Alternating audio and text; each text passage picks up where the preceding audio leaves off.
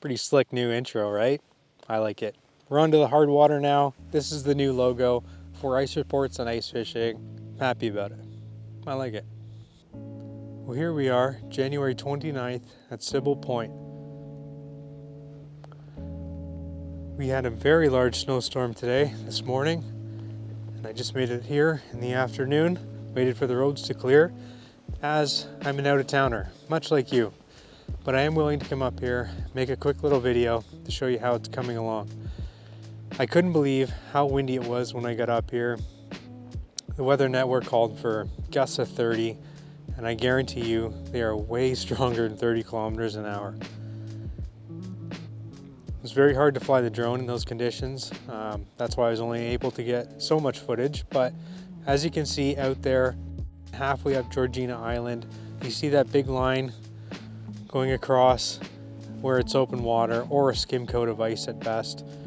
If you look at the last bit of footage from that weekend, you'll see the same line there, and we haven't really gained any ice.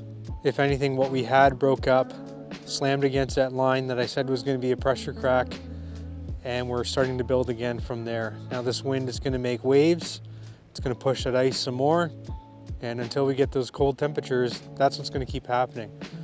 This is one of the latest starts to the season on this part of the lake that I've ever seen, especially since I've been doing these videos. We're still hopeful to get out on it, but it's going to be a rocky road when we do. All that braking and freezing, it's going to be a little dangerous out there on machines. Speaking about danger, with all this snow on the lake now, as you can see, it's everywhere. It's just a complete whiteout behind me.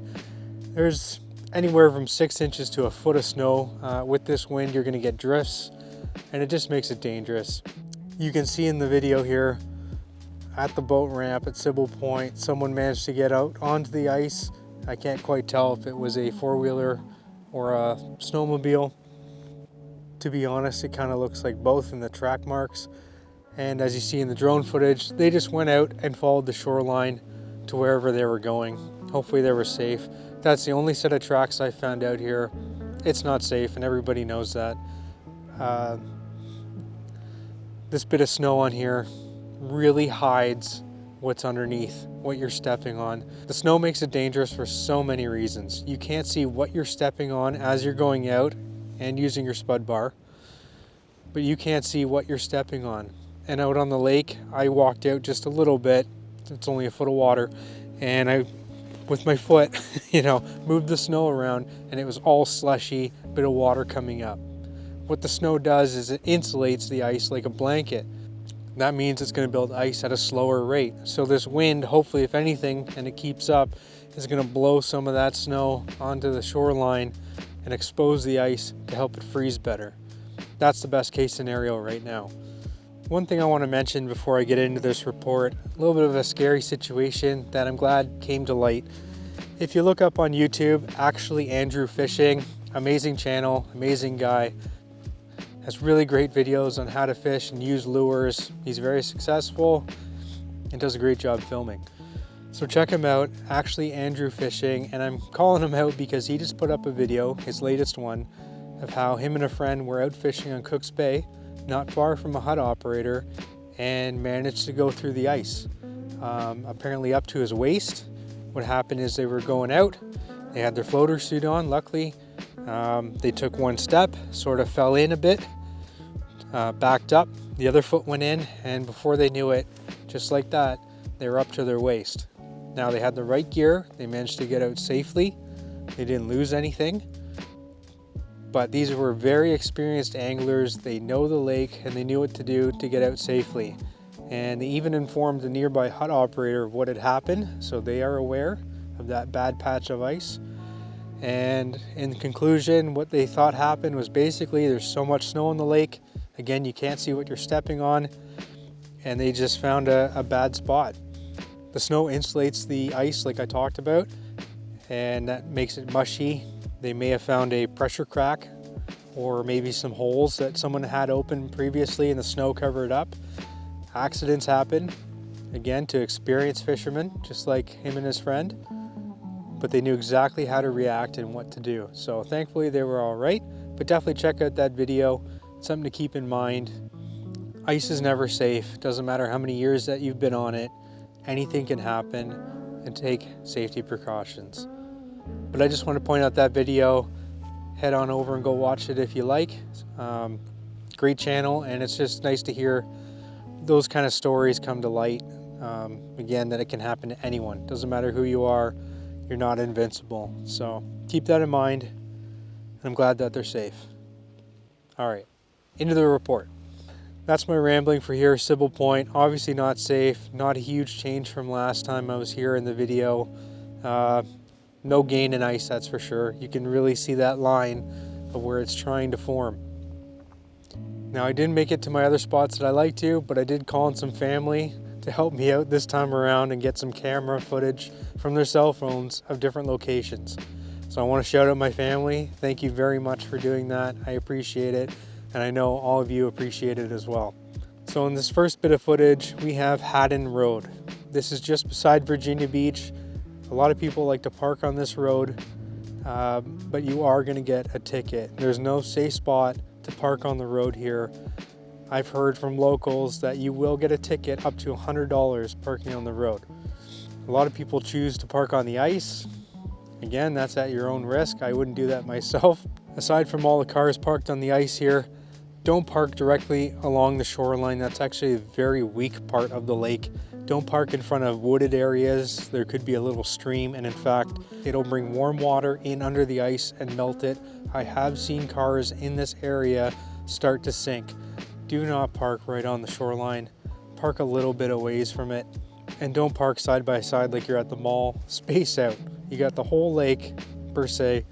Don't park right beside other people. You're just putting more weight in one area. Use your common sense, space it out, you'll be safe. But you will find a lot of huts going out, people starting to put permanent huts out. And I did hear, and like I said in the last video, take it with a grain of salt, but I have heard from an operator nearby in that area, they had 6.5 inches of ice on Friday. I've also heard from other anglers anywhere between 5 and 8.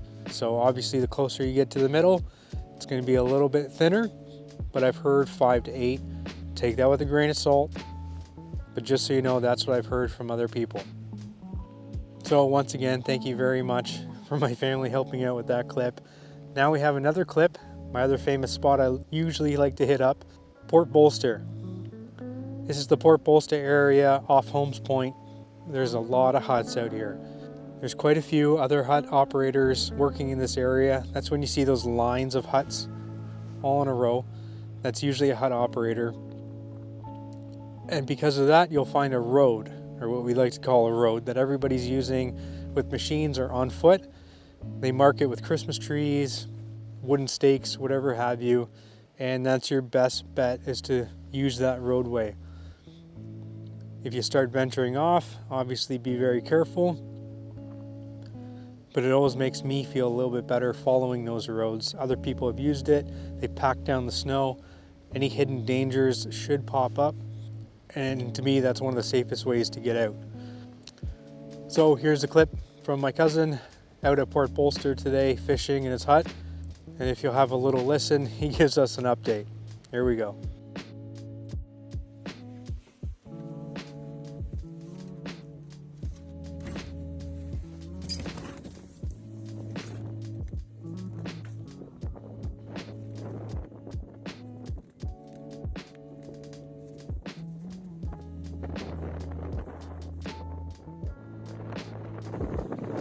Lots of huts out here in Port Bolster. Got about 10 inches. Not the greatest ice. A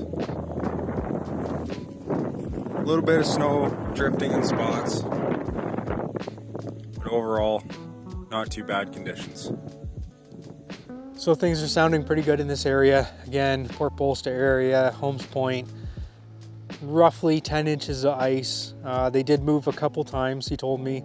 They had white ice. They moved closer to the shoal that's out there and had better looking ice, maybe a little bit less, 8 to 9 inches, but better looking ice. As you've seen in other videos of how the ice forms here, it's usually a lot of that pack ice comes in from the wind, broken, jagged ice. It all comes in, freezes, and keeps going.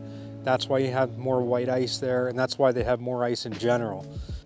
I was a little hesitant to even come up because that huge snowstorm we just had. I had to drive an hour to get here, but I did. I'm glad I did. I want to put a little bit of a video out for you just to keep you up to date.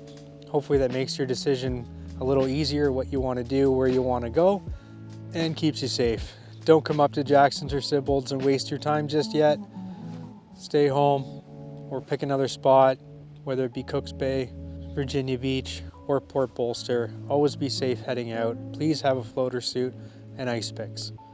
All right, well, that'll do it. Again, thank you family very much for those videos. That helps us out and everyone watching. It's kind of nice that you can rely on some people to help you out in need when you can't quite get to those spots, but I want you, the viewers, to know what's going on. So I'm happy about that. And that's all I got for now. Hopefully you get out ice fishing, pick a good spot, be safe. You know all my safety ramblings with the floater suits, the ice picks, all that. Just be careful. This year is definitely a strange year. It gets milder and milder every year, and we really have to hunt down good ice. I wish it wasn't so, but in the future, coming up this week, we're getting into some really cold temperatures, minus teens at night. That's really going to help us. It's going to lock up some spots. We just have to wait for it. So the spots that are available right now are only going to get better, and spots like Jackson's Point, Sibbald Point are hopefully going to start to lock up so we can get out onto that ice. Next weekend, I should be out ice fishing. I know I said that last weekend, had a bit of a hiccup during the week, but I will be out next weekend, that's for sure. So until then, you stay safe, happy and healthy, and I'll see you in the next video.